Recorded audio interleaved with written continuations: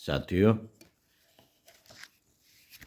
धन का सदुपयोग गायत्री मंत्र के वी अक्षर की व्याख्या लेखक पंडित श्री राम शर्मा आचार्य पिछले वीडियो में आपको पढ़कर सुना रहे थे। आइए इसी क्रम को आगे बढ़ाते हुए पृष्ठ 14 से पढ़कर सुनाते हैं। ईमानदारी की कमाई ही स्थिर रहती है। जो मनुष्य धन के विषय में अध्यात्म वेत्ताओं के दृष्टिकोण को समझ लेता है वह उसे कभी सर्वोपरि स्थान नहीं दे सकता। इसका अर्थ यह नहीं कि वह संसार को त्याग दे अथवा निर्धनता और दरिद्रता का जीवन यापन करने लगे। साथियों, हमारे कथन का आशय इतना ही है कि धन के लिए नीति और न्याय के नियमों की अवहेलना कदापि न करो। और जहां धर्म और अधर्म, सत्य और असत्य का प्रश्न उठे, वहां हमेशा धर्म और सत्य का पक्ष ग्रहण करो, चाहे उससे धन का लोभ होता हो और चाहे हानि। धन कमाया जाता है और उसका उचित उपभोग भी किया जाए, पर पूरी ईमानदारी के साथ। धन नदी के समान है। धन नदी के समान है। नदी सदा समुद्र की ओर अर्थात नीचे की ओर बहती है। उसी तरह धन को भी जहां आवश्यकता हो वहीं जाना चाहिए। परंतु जैसे नदी की गति बदल सकती है, वैसे ही धन की गति भी परिवर्तित हो सकती है। धन की गति में भी परिवर्तन हो सकता है। साथियों, कितनी ही नदियां इधर उधर बहने लगी हैं और उनके आसपास बहुत सा पानी जमा हो जाने से जहरीली हवा पैदा होती है। इन्हीं नदियों में बांध कर जिधर आवश्यकता हो उधर उनका पानी ले जाने से वही पानी जमीन को उपजाऊ और आसपास की वायु को उत्तम बनाता है। इसी तरह धन का मनमाना व्यवहार होने से बुराई बढ़ती है, बुराई बढ़ती जाती है, गरीबी बढ़ती है। साथियों, सारांश यह है कि वह धन विष तुल्य हो जाता है, पर यदि उसी धन की गति निश्चित कर दी जाए, उसका नियम पूर्वक व्यवहार किया जाए, तो बांधी हुई नदी की तरह वह सुखप्रद बन जाता है। साथियों, अर्थशास्त्री धन की गति के नियंत्रण के नियम को एकदम भूल जाते हैं। उनका शास्त्र केवल धन प्राप्ति का शास्त्र है। परंतु धन तो अनेक प्रकार से प्राप्त किया जा सकता है। एक जमाना ऐसा था जब यूरोप में धनिकों को विष देकर लोग उनके धन से स्वयं धनी बन जाते थे। ऐसा भी एक जमाना था। आजकल गरीब लोगों के लिए जो खाद्य पदार्थ तैयार किए जाते हैं, उनमें व्यापारी लोग मिलावट कर देते हैं। जैसे दूध में सुहागा, आटे में आलू, कहुए में चीकरी, मक्खन में चर्बी इत्यादि। यह भी विष देकर धनवान होने के समान ही है। क्या हमें धनवान होने की कला या विज्ञान,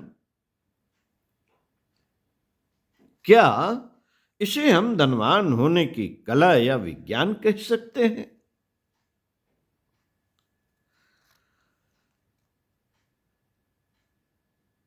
प्रश्न है, परंतु यह समझ लेना चाहिए कि अर्थशास्त्री निरी लूट से ही धनी होने की बात कहते हैं। उनकी ओर से कहना ठीक होगा कि उनका शास्त्र कानून संगत और न्याय युक्त उपायों से धनवान होने का है, पर इस जमाने में यह भी होता है कि अनेक बातें जायज होते हुए भी न्याय बुद्धि से विरत होती है। इसलिए न्यायपूर्वक धन अर्जन करना ही सच्चा रास्ता कहा जा सकता है, और यदि न्याय से ही पैसा कमाने की बात ठीक हो तो न्याय अन्याय का विवेक उत्पन्न करना मनुष्य का पहला काम होना चाहिए। केवल लेन देन के व्यावसायिक नियम से काम लेना या व्यापार करना काफी नहीं है। यह तो मछलियां, भेड़िए और चूहे भी करते हैं। बड़ी मछली छोटी मछली को भी खा जाती है, चूहा छोटे जीव जंतुओं को खा जाता है, और भेड़िया आदमी को खा डालता है। उनका यही नियम है, उन्हें दूसरा कोई ज्ञान नहीं। परंतु मनुष्य ने शरीर को समझ दी है, परंतु मनुष्य ने ईश्वर को समझ दी है।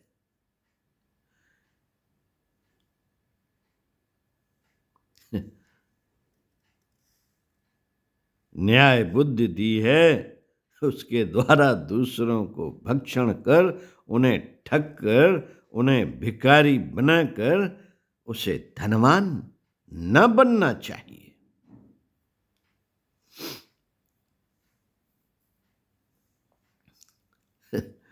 थोड़ा सा गलत पढ़ दिया है साथियों, इसमें गलत छपा है। यहां पे ये होगा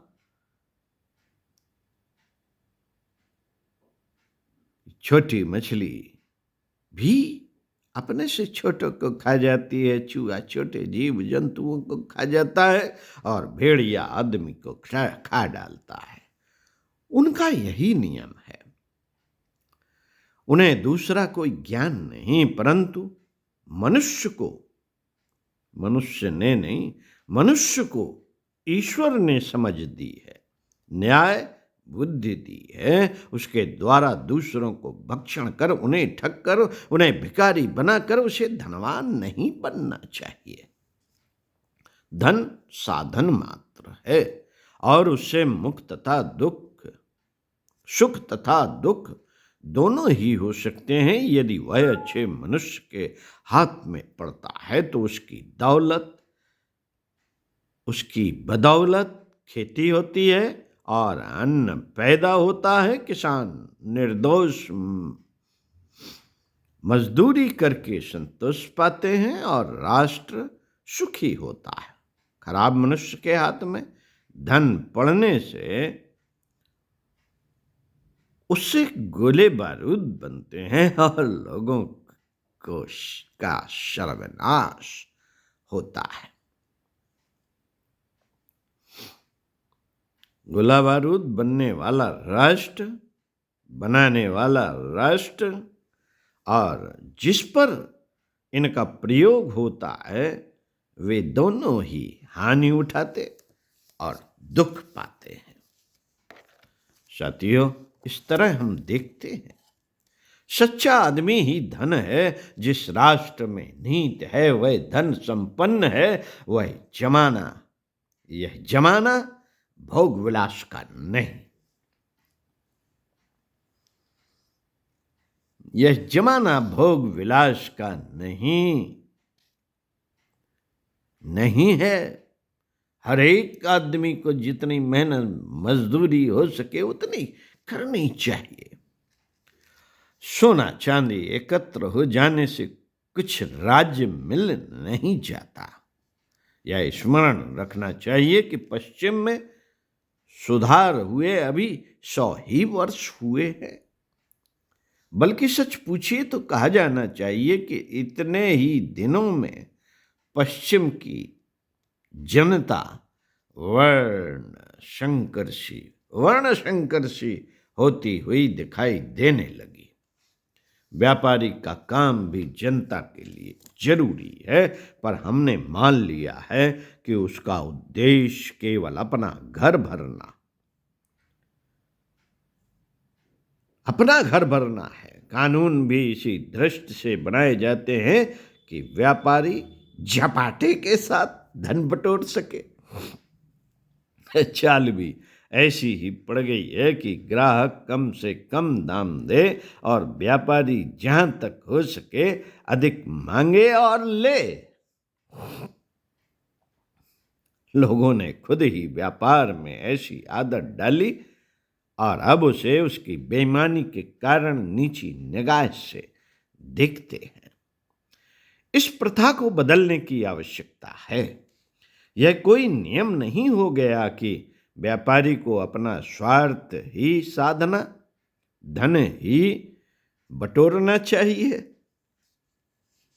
इस तरह के व्यापार को हम व्यापार न कहकर चोरी कहेंगे। जिस तरह सिपाही राज्य के सुख के लिए जान देता है, उसी तरह व्यापारी को जनता के सुख के लिए धन गवा देना चाहिए, प्राण भी दे देना चाहिए। सिपाही का काम जनता की रक्षा करना है। धर्मोपदेशक का उसको शिक्षा देना है। चिकित्सक का उसे स्वस्थ रखना है और व्यापारी का उसके लिए आवश्यक माल जुटाना है। साथियों, इन सबका कर्तव्य समय पर अपने प्राण भी देना है।